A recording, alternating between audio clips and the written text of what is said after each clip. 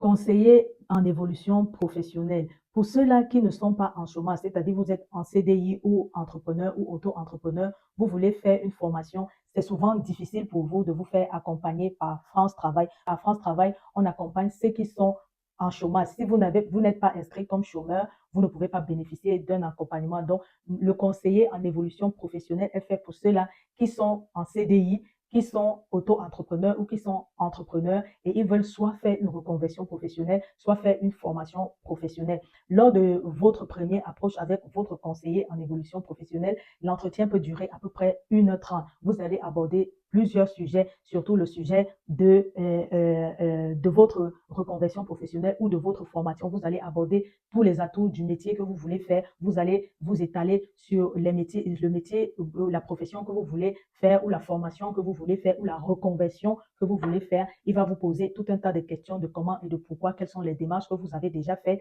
et surtout, il va vous remettre une fiche à remplir. Cette fiche comporte toutes les informations sur votre formation. Si vous avez du mal à répondre aux questions inscrites sur cette fiche, ça veut dire que votre projet n'est pas encore très solide. Mais si vous avez une fluidité à répondre à ces questions, ça veut dire que votre projet est bien solide. Donc, le conseiller va vous permettre de solidifier votre dossier. Et votre conseiller en évolution professionnelle peut aussi vous trouver des entreprises où vous pouvez faire une enquête de métier. Dans une prochaine vidéo, je vais vous expliquer ce que c'est une enquête de métier. Il va vous donner des entreprises et des structures qui peuvent vous accepter dans une enquête de métier ou une immersion en milieu professionnel. Donc, au sorti de là-bas, vous pouvez choisir de continuer à vous faire accompagner par votre conseiller ou vous pouvez tout à fait choisir d'arrêter l'accompagnement. Les conseillers en évolution professionnelle sont souvent dans des dispositifs indépendants, c'est-à-dire que ils ont un numéro de téléphone que je vais vous mettre sur la vidéo. Vous allez appeler pour avoir un rendez-vous